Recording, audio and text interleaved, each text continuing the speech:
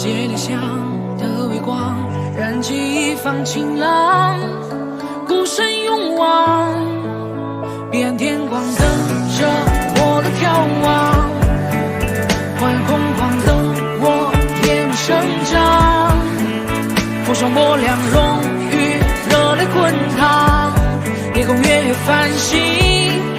才会越亮，远离远航，你才是不及自己换的风向，你目光炙热而飞扬，才看得见远方，牵涌过深渊的风浪，踏上千程万丈，你就来这一趟，就不忘，就不忘。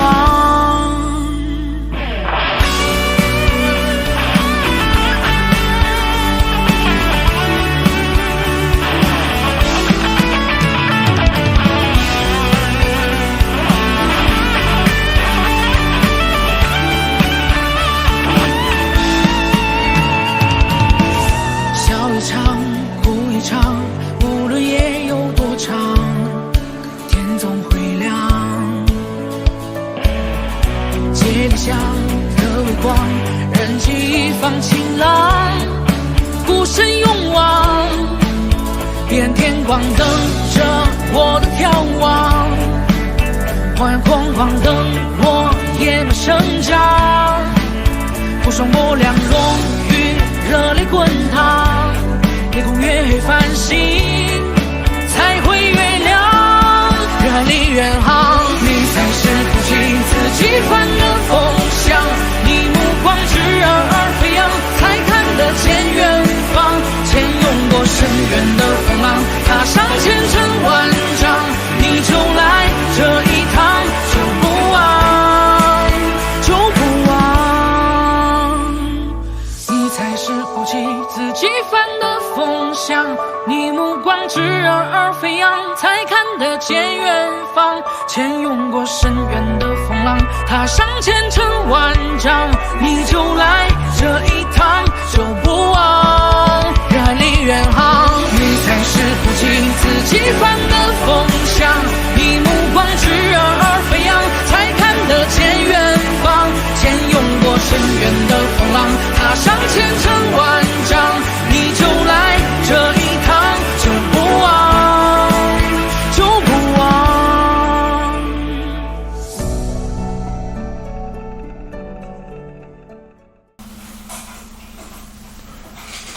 大家好啊，我是于超。刚刚洗完澡，这个神清气爽。我这当坏东西当的是神清气爽。那个现在呢，在法轮功内部啊，通过佛学会的这个命令链，正在下发这个法轮大法佛学会最高负责人张尔平的那个什么这个信。这信的内容呢，是各佛学会有一名叫于超的人，来自中国大陆。此人在网上发表了一些不利于法轮功的言论与视频，请通告大家不要理会或给予其任何市场。特此通知张尔平核实。下边呢是那个英文 To all FXH， 佛学会呢在这个法轮功里边叫 FXH， 是汉语拼音的开头。Please inform your local practitioners to ignore all the online comments and videos posted by Chao Yu, also known as Charles Yu, as such posts undermine 法轮功。Thank you。尔平张核实，这个核实还是中文，所以呢，就是说英文的这个信息呢是告诉大家我在 undermine 这个法轮功，在颠覆法轮功，所以这法轮功里边也有煽颠罪了，我就是煽颠罪罪犯。所以呢，我以那个中共的这个刑满释放人员这个基本身份，又得到了法轮功这个煽颠罪的这个现行反革命的这个身份。那么在这里边，其实我有个问题，这个 undermine 法轮功，这个 undermine 指的是什么呢？就是说，不是这法轮功，这指的是什么呢？如果说这法轮功指的是这个93年师傅教给我的真善忍呐、宇宙大法，教给我就是要做好人，做比好人还好的人哈，那我自认为是没有 undermine 这个法轮功。但你这个 undermine 这个对象，被你称为法轮功的对象，假如说是把一些未成年人弄到这个龙泉寺那个神韵培训基地，然后呢恐吓他们，强迫他们这个劳动，然后如果你说的是这种行为的话呢，那我就是理直气壮的 undermine。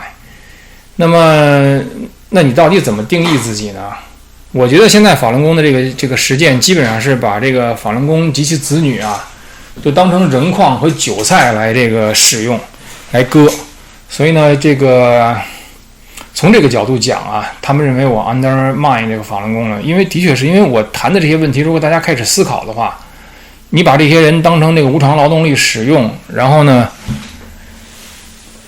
甚至有的年轻的这个小弟子在那个神韵那儿就精神失常，而且不止一个人。那你说这些事儿能不去那个去这个调查吗？不能不被提出来问吗？说那个神韵那儿到底发生什么了？所以呢，就是说现在呢，这个法轮功佛学会的这个系统也开始就是把我当成这个主要的邪恶了吧？我成了法轮功里边新晋邪恶。但是呢，我肯定不是对法轮功敌意最大的，我也不是对师父敌意最大的。既然就是明慧网分享了他们的这个对我的看法，是这个不好的生命，是这个中共特务，或者一直以来都是被中共特务控制的坏东西啊。然后那个张二平呢，这儿说说我颠覆法轮功，那我也想分享一下，从我的观点看，这个谁对法轮功敌意甚大。说起来，为什么这个佛学会的这个通知立刻就能发电子邮件发到我这儿？作为这个张二平或者明慧网，你们就不想一想这是为什么吗？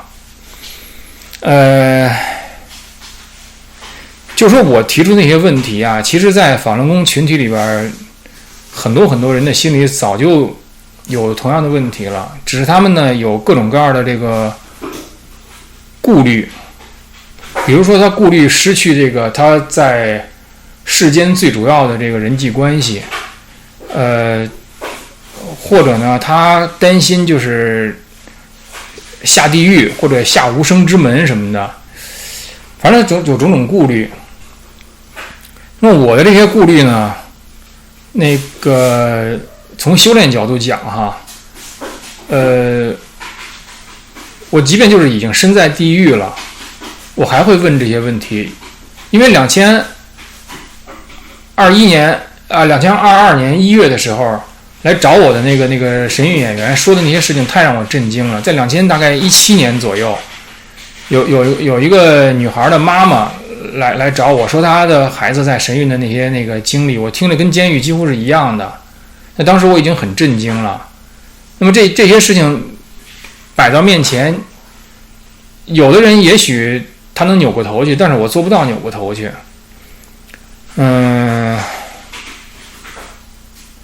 所以呢，就是我今天的节目的名字就叫《风暴在不远处酝酿》。我想说一说呀，这个谁对那个法轮功敌意最大？刚才我说到哪儿去？就是说我从修炼角度上讲哈，即便我是在那个地狱里边，我也会提出现在我提出的同样的问题。另外一个就是世间的这个人际关系，其实就是因为我公开的发表这个自己的想法，我最主要的那个人际关系啊，其实都已经丧失了。所以你们恰恰在一个我没有什么可失去的时候，给予我最沉重的打击。你们认为的对我最沉重的打击，你们的打击，假设如果能生效，它一定能剥夺我一些东西。那现在在你们打击我之前，可以被你们剥夺的那些比如说我在法轮功里的人际关系已经全面丧失了，那你说我还有什么可顾忌的呢？所以这是两方面，一个是从修炼角度讲，一个是从那个就是实际我能失去的东西这个角度讲。那么我就想说一说谁对这个法轮功敌意比较大。实际上啊，就是说美国老弟子，就是从大概95年、96年开始修炼的那批人，他们如果现在还没有去世，那批人里边有很多人呐，实际上对师父是抱有深刻的那个怨恨的。就这些人，那个怨恨其实远远超过我的这个怨恨，你知道吗？我说我自己有怨恨，这公开说出来的，我不知道这个语言听到我的听众耳朵里，你们会怎么理解？其实呢，就是我从做这个节目一开始就谈这些想法啊，我就是想把这个作为一个人呐，走一生真正的这个求真、向善、向上的这个路啊，和能够交谈的朋友相识相知。然后呢，如果在这个过程中大家能看到在法轮功里有这样的人在这个修炼哈，从而产生了对法轮功的好感呢，那我觉得也是就是说一个副产品吧，一个就是并不经意经营而得到的这么一个东西。但事实上很多人因为我对法轮功有好感。那么还有呢，就是说我觉得就是说一些问题如果能拿到桌面上来谈，大家呢都本着这个就是修炼真善忍的这个最根本的这个愿望，去把这些问题真正的去基于修炼给它谈清楚，我认为对于我们整个修炼都是有好处的。但是我很显然这个目的啊，至少在法轮功官方这个层面上是完全的这个碰壁了。但是呢，我也知道，就是我的这个节目实际上是给很多那个就是处于修炼迷惑之中的这个同修，他知道还有人能去谈这个问题，给他们也很大的这个安慰，也许有一些启发吧，我不知道，但至少是有很大的安慰。而那些就是说在美国一早呢就是跟着师父这儿这个身边的这些弟子，那么他们的那个现在都已经60岁上下了，有的比我大，你知道吗？我今年51岁，他们有的人都60岁上下了。他们这些人中呢，就是有的是把青春完全的投入到法轮功的这里边，但是很快他们就发现师父所亲近所重用的那些人呢，都是一些就行为做事不是那么按照真善忍去做的那个人，你知道吗？实际上我说这话太复杂了，4个字就可以表达，就心术不正的一些人，你知道吗？然后他们也有很多失望，但是他们在这过程中呢，努力的就是说服自己啊，师父其实是被谁蒙蔽了，师父是被谁蒙蔽了。其实他们应该多读一些历史书，中国历史几千年以来从来没有被蒙蔽的皇帝，从来没有一个皇帝是被蒙蔽的，只有那些替他扛这些不好名声的这些大臣被后世称为奸臣，因为后世的那个人也不敢骂前世的皇帝，因为你骂前世的皇帝的时候，你现在的皇帝可能就觉得你指桑骂槐了，所以奸臣呢就被骂成那个特别糟糕的。其实这个所谓的奸臣在当时都是忠臣。当时明慧网还试图就是恐吓我，他给我写信说那个你离清君侧不远了。我当时就笑了，我说你怎么会认为我清君侧呢？我从来不会清君侧，我要问就直接问师傅。我说师傅你这做错了，我从来不清君侧。我并不埋怨那个师傅身边的人，我要埋怨就埋怨师傅，因为我觉得师傅就做的不对，那我就跟师傅说，我犯不上这个遮遮掩掩的。这个所以呢，明慧网还是拿那个以前的那个他们吓唬同修的那个方式吓唬我和揣摩我。那么当时跟在师父身边的这一批老弟子呢，实际上他们的失落是非常大的，他们看到了自己身边的人是怎么去世的，就那些人就是明明其实是这个医药啊是可以就是可以治疗的，至少那个病，但是他们就是坚持那个不去治疗，然后呢最后就去世了。他们看着自己青年时候的这个朋友是怎么在这个刚刚到50岁快60的时候，或者甚至都不到50岁就得那种非常那个就得恶疾去世。其实法轮功这些老弟子中啊，7月30号刚刚去世了一位，也是新唐人的一个重要的这个管理人员吧，也是元老之一。那个这样去世的人实际上已经很多了，包括这个神韵办公室啊也有这样去世的人。那么这样的人去世之后呢，其实他们围着师父鞍前马后跑了半天，最后却是以这种方式去世，他们自己的内心呐，那个既不理解，而关切他们、爱他们的人的那个内心呢，也受到极大的这个冲击。而且他们死了以后呢，在法轮功越是核心的这个层啊，越是讳疾忌医，就是完全不提这个事儿，因为整个法轮功现在的合法性已经基于就是说那个逢凶化吉了。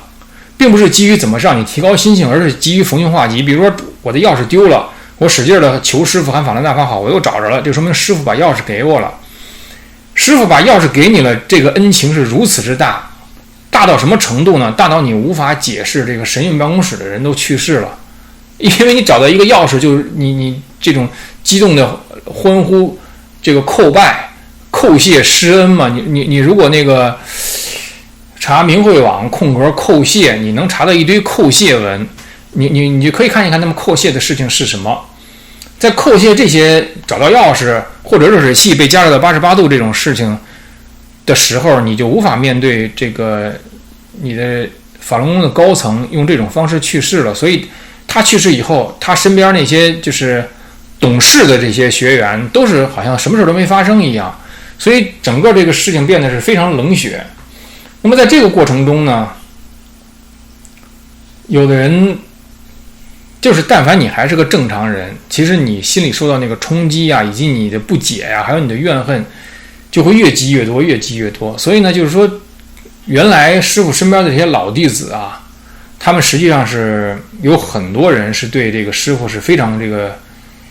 怨恨的，你知道吗？也正是这些人给我发来这个什么佛学会的这通知，他们一方面很怨恨，一方面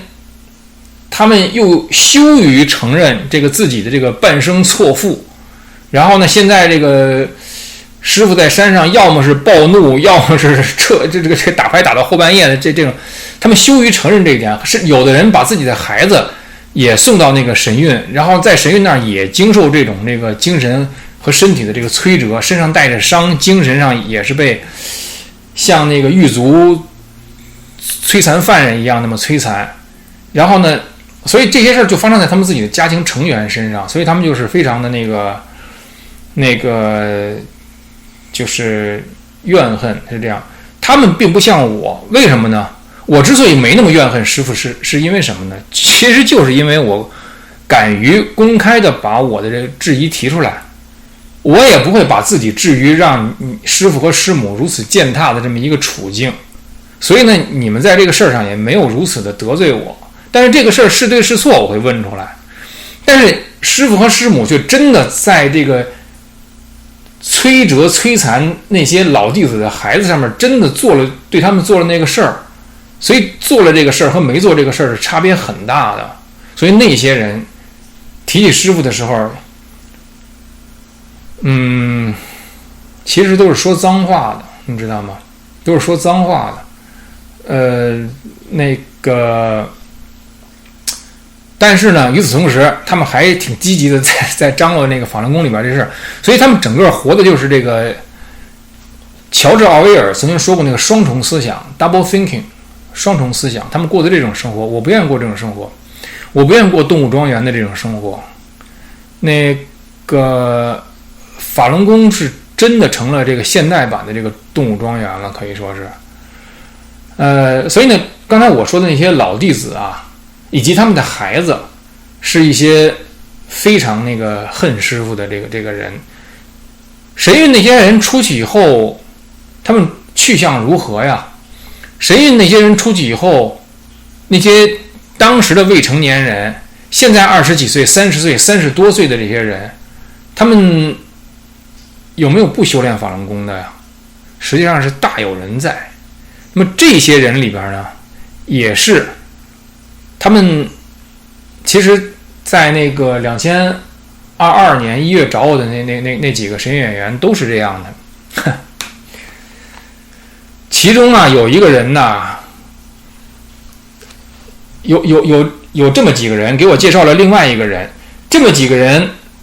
前演员给我介绍这个演员的时候，告诉我这个演员啊是师母最贴心的这个跟班，他们就直截了当的管这个人叫师母的这个，不是我说的啊，原话走狗，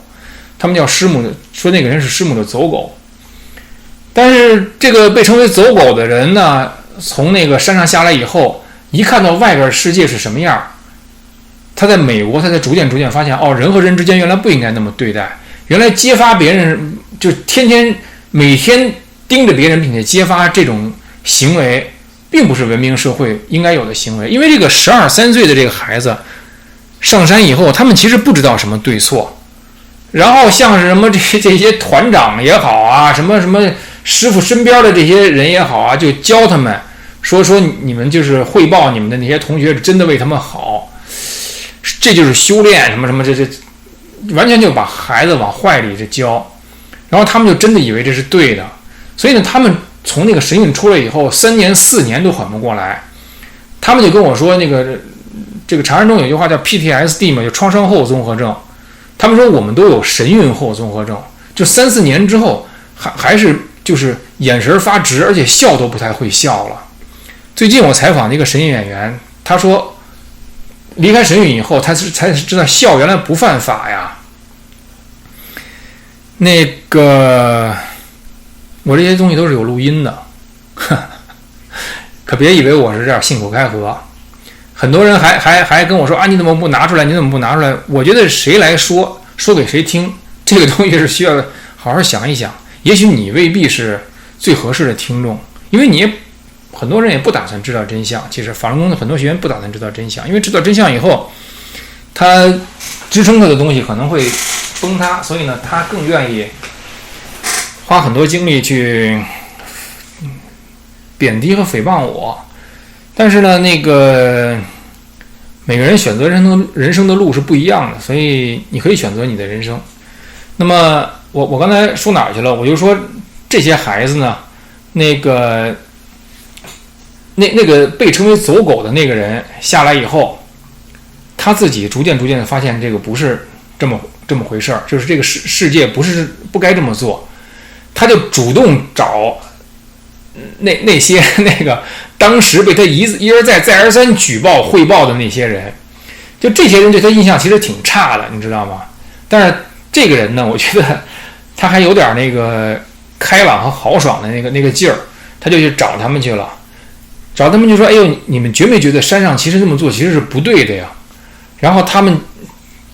就都开始互相交流自己的这个想法。他们从那个山上下来以后啊，从神韵下来以后，都不敢和别人联系，不敢和别人说自己有什么想法，只能是自己和自己说，然后悄悄的在某一个封闭的地方和自己最信任的那个人说。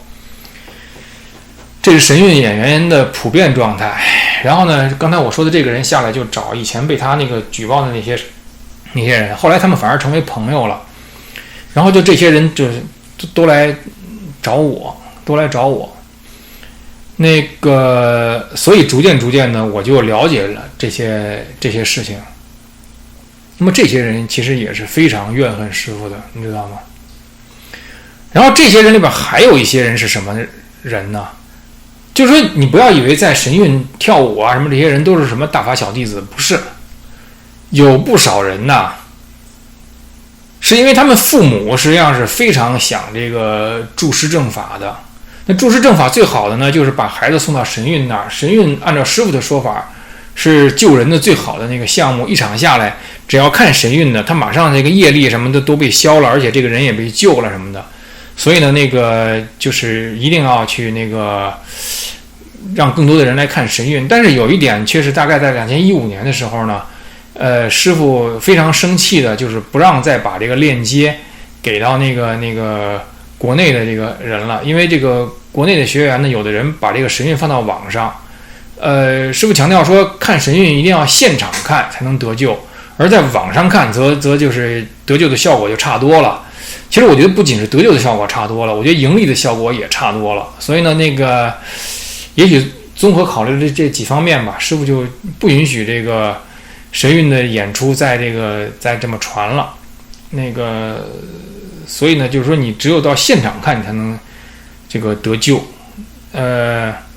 因此呢，为了让更多的这些那个世人得救嘛，这些人就把自己的孩子送上山，而这些孩子本来其实并不是那么相信法轮大法。他们并不是像我在21、22岁的时候，长久的就渴望在这个人生中去找到那个什么是真正的道路嘛。他们不是这样，所以他们在山上这个是扮演一个修炼人，他们也觉得有些道理是对的，但是在山上看到从师傅那儿开始就是违背这些道理的这些人，所以他们也很快的就是发现这个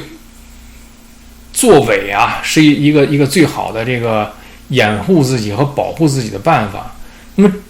但是人作伪的时候都会恨那个逼他作伪的那些人，所以他们心里非常恨师傅和师母，其实是。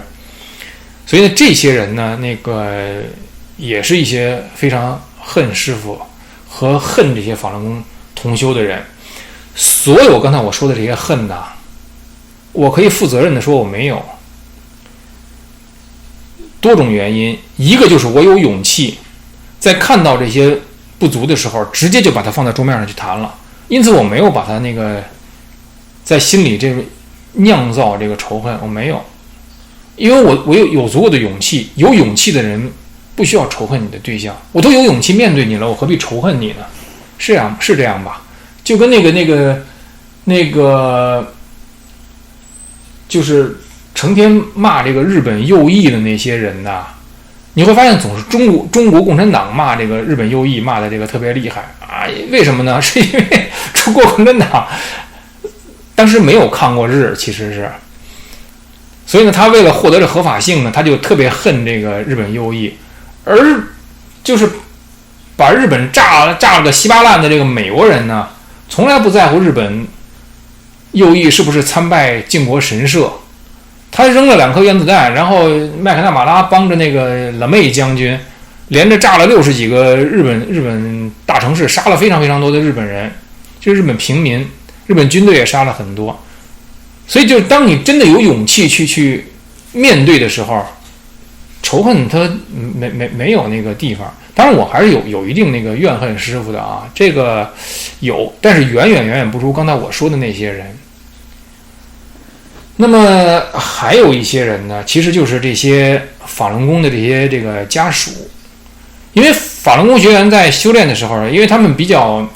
僵硬的实践他们所理解的这个修炼嘛，就只想着自己怎么成，然后呢，他不考虑这个外部世界到底是怎么样，所以在这个过程中，其实他们伤害了不少人。那么被他们伤害最直接的就是他们的，比如说是妻子或者丈夫或者孩子。那么这些人也是一大批，你知道吗？所以呢，就是说这些人他们都会有自己的一些动作，那么这些动作，我不知道，如果张尔平知道的话，他如果把我现在就做一些节目，基于心性谈这些问题，称为这个 undermine， 就是颠覆，那你会怎么称这些人正在做的这些事情呢？你知道他们正在做什么吗？我知道一些，因为被你伤害的这些人中啊，有很多人并不像我于超这样带着如此诚恳、如此大的勇气，冒着失去我所有的社会关系的这个压力啊，然后再以法轮功群体为主体去谈这个问题。他们可能不是这样，他们可能不是跟法轮功群体说，因为他们早就不指望说说服或者唤醒法轮功群体了。他们从来都没有觉得自己是这个群体中的一员。他们呢，有的可能是所谓 native speaker， 就是说他从小就是说英语长大的，你知道吗？他对于这个西方世界的这个基本的那个人权，然后基本的这个制度是很了解的。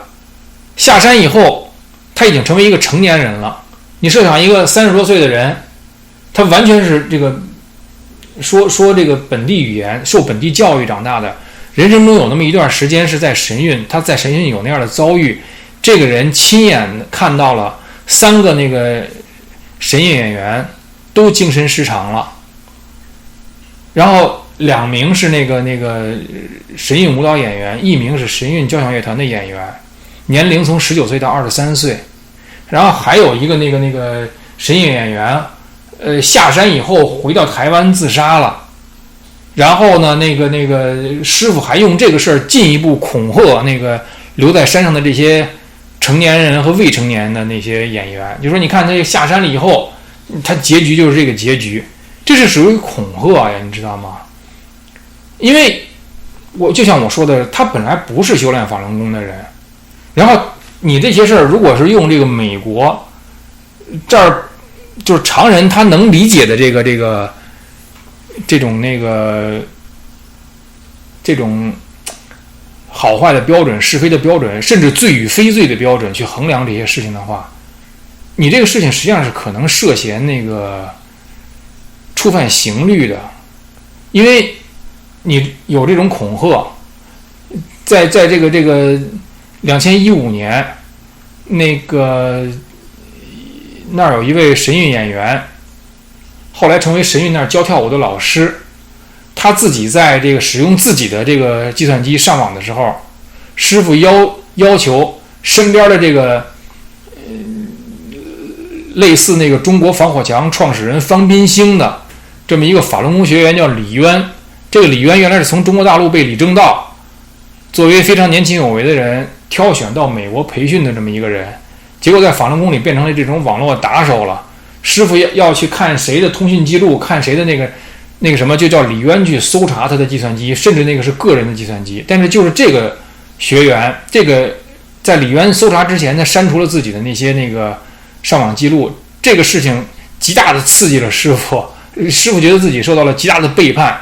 然后他就在2015年前后要求所有的这些神韵演员，包括未成年人，签署一份中英文双语的约书。约书说的是什么呢？就是说自己这个2个人2个神韵演员把这个约书的这个照片发给我，然后呢就是说我一定就是只用计算机看那个什么和学习有关的东西，而且呢师傅在这个把这些小孩给弄在一起的时候，对他们说，你们这可是用生命签的这个做的担保啊，你只要是这个违反了这个，你就没命了，以至于有的小女孩就是实在忍不住拿着看点别的，吓得不行，跟另外一个那个女演员说，哎呦，我会不会下地狱啊？我会不会下地狱啊？就师傅就是这样以一个成年人吓唬这个未成年小孩的，这个是明确的，就字面意义的恐吓。然后你在在一个这个神韵这样一个有盈利的这种舞蹈团体的这个运营之中，你给这些未成年人支付的报酬是什么呀？所以在这种有恐吓，然后又这个剥削未成年人劳动的这种事加在一起的时候，还造成了这个神韵演员的这个精神失常，乃至下山以后自杀，并且回来以后这个事儿还被用作这个人就违背了誓约，下山以后就是这个下场，来恐吓这些孩子。所有的这些事儿加起来，如果有人用英语写成一本畅销书，在《纽约时报》上了那个畅销书的这个头条的话，你知道法轮功面临的是什么吗？所以今天我的节目就是风暴在不远处酝酿，就是恨师傅、恨这师母以及恨这个神韵的这些人，不是我于超，你知道吗？现在我还在用中文说，我的这个节目能听到的也都是这个中文听众，包括国内的一些，很多法轮功学员会因为这个恨我，我知道，但是人如果你被事实所冒犯，那是你的问题，不是我的问题。假如你被我的意见所冒犯，比如说我说法轮功如何不好，这是我的意见，那可能你是有道理的。假如我说的是一个事实，我说那儿有一块石头，或者那儿有一个河流，或者那儿有一座山，然后你生气了，那我没法让你不生气，因为我是说出了一些事实。所以呢，就是说这些事儿我知道，你知道，师傅你知道，然后神韵的那些管理层知道，张二平你也知道。说实在的，我估计法轮功里边的一些在神韵那儿负责那个当教授教育这些孩子的那些法轮功著名媒体人，恐怕你也知道，因为我这么外围的人我都知道了，你怎么会不知道呢？所有的这些人你们都不说话，你们想没想过，当这些事真的就是大白于天下的时候，你这个法轮功在美国这儿何以自处啊？你从中国跑到美国，你要在美国再被就是从这个层面被质疑的话，或者被揭露的话，你往哪儿走？你去火星吗？难道？所以呢，就是说啊，这个我始终都记得，就是93年那时候，师傅教给我这个大法，教给我真善忍。我现在做这些事儿也都是秉承着就是当年师傅教给我的那些道理去做的。你们觉得我是什么 undermine， 你们都不知道现在正在发生什么事情，就是你们曾经做过的那些事情都是有后果的，不是没有后果的。所以现在我其实是一个旁观者，你知道吗？我是一个旁观者。你在那个明慧网上可以说什么是中共利用我什么什么坏东西，那谁利用你们来这么恐吓孩子、剥削孩子的呢？谁利用你们来做这个事儿呢？其实谁也没利用我，谁也没利用你，这就正应了这个蝙蝠侠里边一句台词儿，就说你要么死的时候是个英雄，你要么活得太长成了恶棍。所以我在以前多期节目都说过这个词儿，我觉得我于超就是活得太长了。假如我死在监狱里边了，我可能长久的成为法轮功里边的这个英雄人物了。我觉得我的最大罪过之一就是我没死，你知道吗？但是这句话其实可以应用在所有的人身上，那些把自己的子女送到神韵，最后带着种种的这个遗憾离开神韵，还有伤痛，无论是精神上的还是身体上的，其实太久，你们应该想一想，当时你们把自己孩子往神韵送的时候，是多么的有功利之心。当神韵发生那些事情的时候，发生在别人孩子的身上的时候，你们是不是把头扭过去了？就像我以前做的一期节目，就是说你不关心这个世界的那些所有的事儿都会报应到你身上，你以为你把头扭过去了，但是这些事儿就作用在你孩子身上了，是不是这样啊？其实我说这些事儿，我心里是很那个难受的，你知道吗？很多人听到这个事儿很崩溃。我跟你说，我在这个节目里说的还是少的，因为那些神演员跟我一说就是6个小时，一说就是5个小时，多少事儿啊，你知道吗？那个很多人很崩溃，说师父为什么这样？师父为什么这样？就是我觉得这些同修啊，还是这个在修大法的时候去修炼这个向内找的，修炼的还不够。你知道吗？我从头到尾遇到这种事儿，我从来最主要考虑的并不是师父为什么是这样，因为这并不是一个对我来说不是一个高质量的问题。对我来说，高质量的问题不是师父为什么这样，而是我面对这个现实，我该如何做。具体师父为什么这样，如果我能有答案，再好不过。其实这个问题应该是师父自己来回答的，师父自己愿意回答，那真的是那个，真的是这个。就像师父自己说的，利国利民了，就回答这个问题，你为什么现在变成了这样？是一个利国利民的事情。我不知道师傅愿不愿意像那个就是我的一点声明里边说的那个做这种利国利民的事儿。我的一点声明这个也被那个师傅从这个经文中给撤掉了，大概在2010几年的时候。但是我仍然保留了一份那个就是副本吧。那个在那里边，师傅说自己只是路过香港，没有和那个李昌什么他们见面。实际上我在监狱里问李昌问纪烈武，他们都说您明确给了他们的这个要去中南海上访的这种指示。其实这些事儿从头到尾都值得去好好的就是拿到桌面上来详细的谈一谈。我觉得，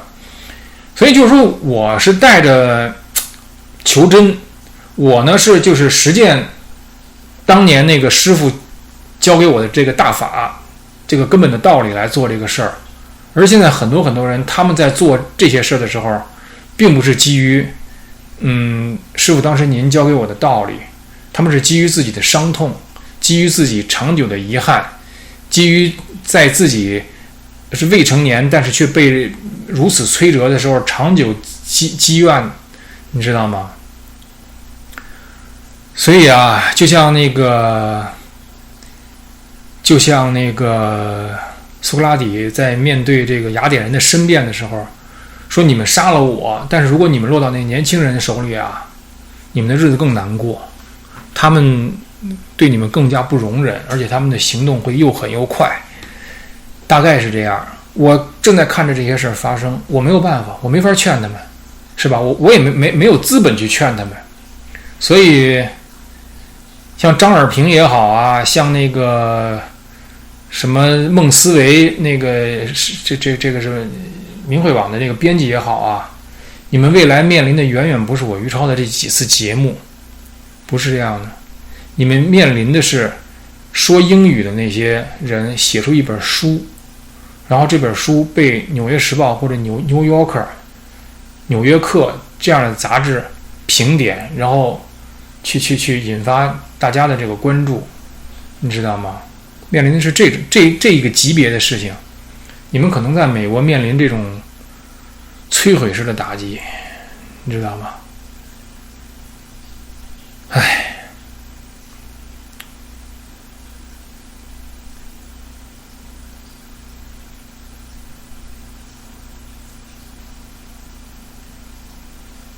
我一路上遇到过很多这个优秀的人，包括我以前那个清华同学那个群体，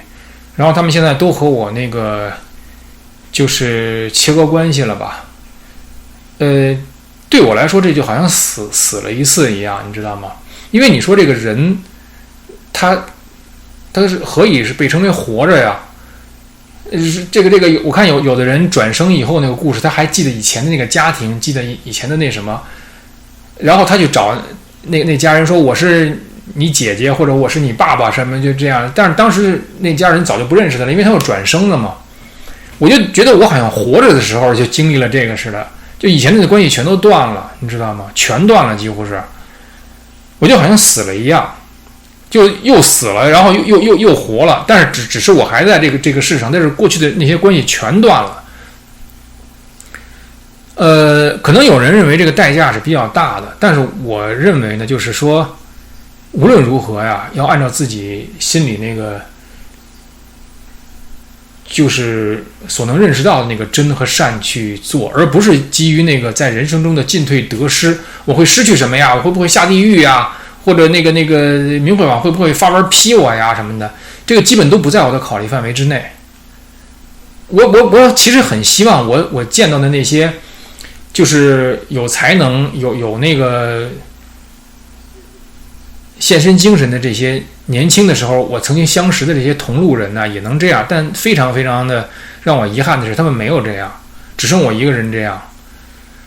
这个是让我挺遗憾、挺失落的。但是呢，我也挺安慰的，毕竟我正在过我愿意过的人生。我没有像那个神韵的那些孩子一样，我没有像神韵的那些孩子的父母一样，心里带着那种化不开的恨意啊，在走这个人生。风暴啊就在不远处酝酿。那今天我的节目先做到这儿，谢谢各位，我们下次再见。